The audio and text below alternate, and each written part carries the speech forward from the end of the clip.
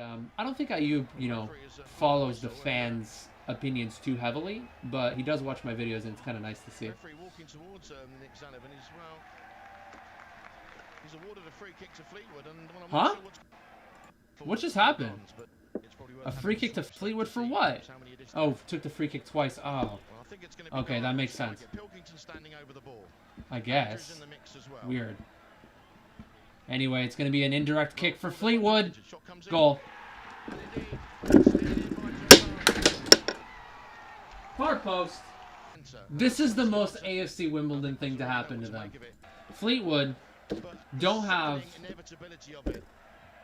Do they even have a shot on target aside from that? That was probably their first shot on target.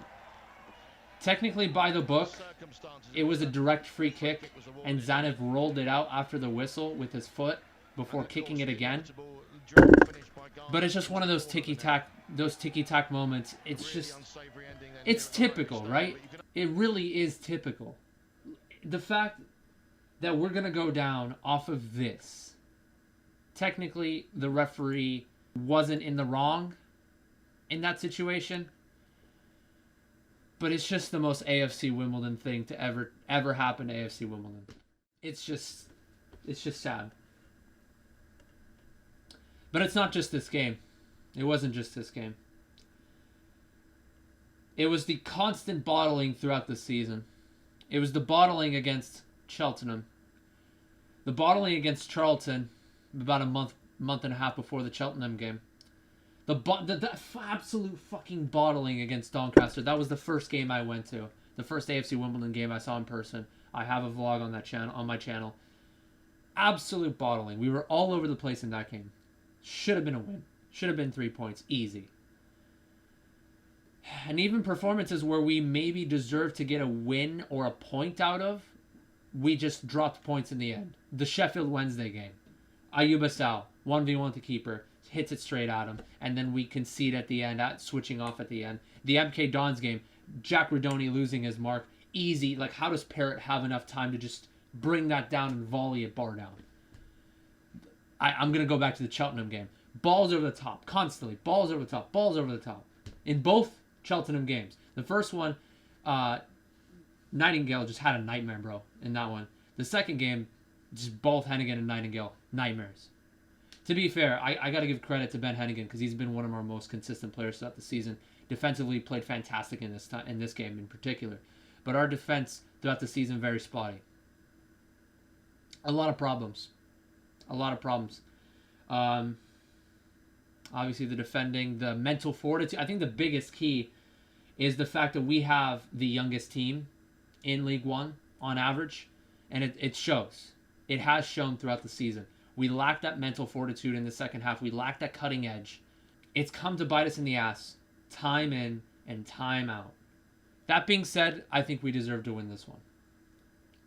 I don't think we did enough to score 2, to score 3. Every now and again when we were in the final third, I think we did decent on the hold-up. I think we played, Jack Redoni was fantastic in that first half. Off the ball press, didn't run around like a headless chicken, but he knew when to press. He dispossessed them a couple times. On the hold-up, he was decent. He turned out of pressure. He played a good ball over to Ayub Assal in the goal with the head, and Assal just played him back. Good first touch from Redoni and laid it back out to McCormick. Solid finish from McCormick, by the way. Kind of side foot, chopped it along the ground. Good top corner finish. It was good, well-worked goal all around. Fleetwood in that first half, we're just knocking it around just for the sake of knocking it around in their back line, and then when nothing was on, they just lumped it forward. Ben Hennigan won a good majority of the headers. Nightingale won a good amount of headers too, but at times Nightingale was a little bit sketchy on the defensive end, got beat a couple times for pace by the likes of Pilkington and the outside mid Hayes. I think Hayes was fairly dangerous. He, the young academy product. He was all over the place, man. But I think for the most part, our defensive shape was okay. I think we invited a little bit too much pressure in that second half, though. I think we sat off a little bit. And also Fleetwood, I think they kind of changed their tactics around a little bit. They knocked it around a bit more. They played it out wide to Hayes. Harrop was dropping deep and trying to lay it off to the strikers and stuff. And overall, they played a little bit better. We drew too many fouls. We gave away too many cheap fouls. Putting the press on is fine, but don't go over the back and just put too much press. We gave away too many free kicks. And in the end, the free kick that mattered was, I guess, on a technicality from Nick Tzanev. Nick Tzanev took a double free kick, and it just sucks. Really does.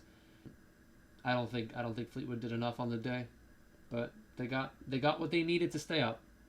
Actually, well, they're not mathematically out of it yet. It's between them and Gillingham now, even Morecambe actually. The only way we stay up is if we win, first and foremost. If Fleetwood lose their last two they lose with like 8, 9, 10 goals conceded, which is not going to happen. And Gillingham lose their last one. There's no way unless Fleetwood just completely capitulate in their last two games.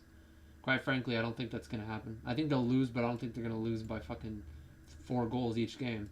So, I hope the last game doesn't turn toxic. I could see that being a mess involving the whole Steward team. Quite frankly, I don't know how the turnout's going to be. I think it's only going to be like 60%, 50% full. And mostly people with season tickets will be showing up to the game. I don't think anybody's going to be, or almost nobody's going to be buying single match tickets to see the game. So whether I'm going to get the season pass next season or not, I think I will. Honestly, I think I will. I don't want to let you guys down. But it really is tough to justify getting a season pass for League 2, in which I think we'll be mid-table next season, and we'll have a pretty decent budget. But I think that's all we'll be next season, mid-table. I think it's a rebuilding process. I think maybe 3 seasons from now, I think we could certainly have a good shout. I think getting promoted in 3 seasons certainly is not completely far-fetched, but it's going to be a long and bumpy ride until then. All right, boys, it's that time again where I look over the comments. I can already tell you there's plenty of stick for Nick Tzanev, and totally understandable. I mean, at first I was confused because I'm like, wait, why did the referee blow it back? Because I didn't see the double free kick. And then when I did, I'm like, I had to think for a second. I'm like, yeah, technically it was, yeah.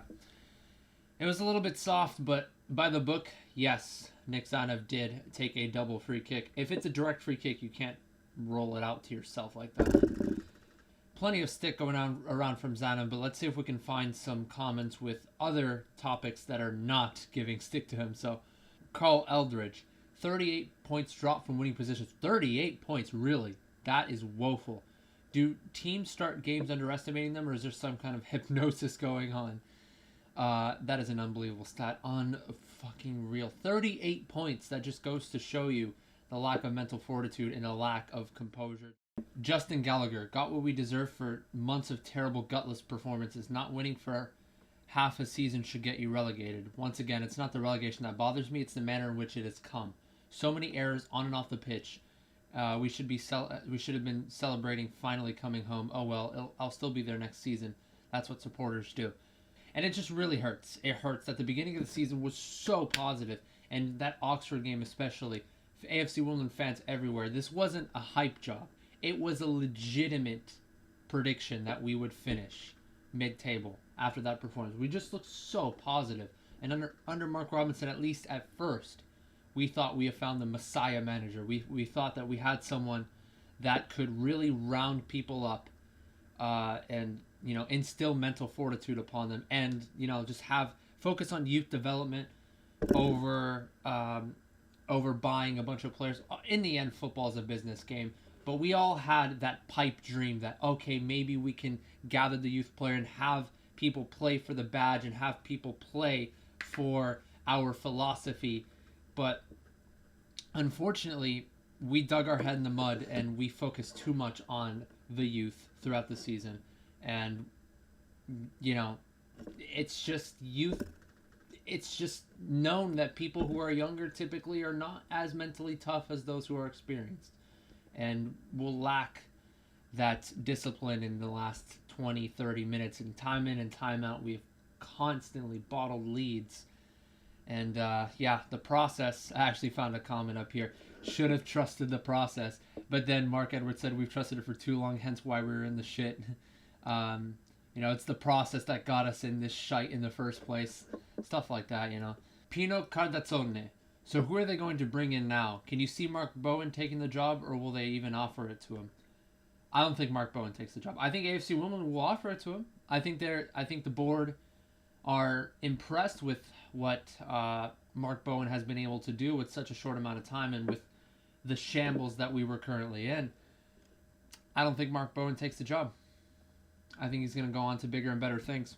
Unfortunately, obviously, the one factor that I could see towards Mark Bowen staying in the job is that he wants to stick with something close to him. He wants to stay local, right?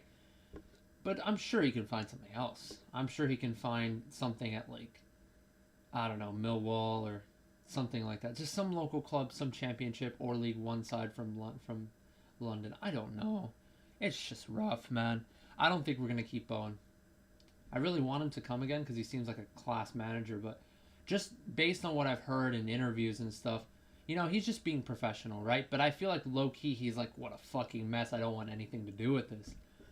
And I wouldn't blame him for thinking that. I don't think Mark Bowen is going to stay, unfortunately. Anthony Wakefield. Robbo and the board should hang their heads in shame for letting this come to pass. I've never seen a more rudderless ship in 35 years of supporting the Dons. I do hope Mark Bowen stays and the various boards who know nothing about football stick out of it and let him do his job. I do hope he stays as well. I just don't see it. And that's a great point from Gary Barnes. Got to learn quickly or we'll do an Oldham. Oldham obviously used to be in the Premier League way, way back in the day. But, here's the thing. We're not in the same situation as Oldham because Oldham, they focused a little bit too much on signing players, and their teams throughout the years have not had too much chemistry, and they've also had a bit of issues with player wages and stuff like that. I don't think we're going to be in the position of Oldham, but if we continue, I don't know, actually. I don't think we're going to be in the same situation. I don't think it's too comparable, but good games. It hurts. It really does hurt. I'm going to be uploading this video with the fan reactions, and I'm going to be uploading a separate video in regards to who I think AFC Wimbledon should keep, who I think they should sell, who I think they should release, and I might make an appearance on the Wumbles Had a Dream podcast 2 weeks from now. Actually, I was supposed to make an appearance a couple days ago, but they had a couple of technical difficulties. Anthony Wordsworth is going to be on the podcast next week, and I will be on the end of the season podcast. So I'll be looking forward to that. It's rough. Thank you guys for watching. See you guys in the next one.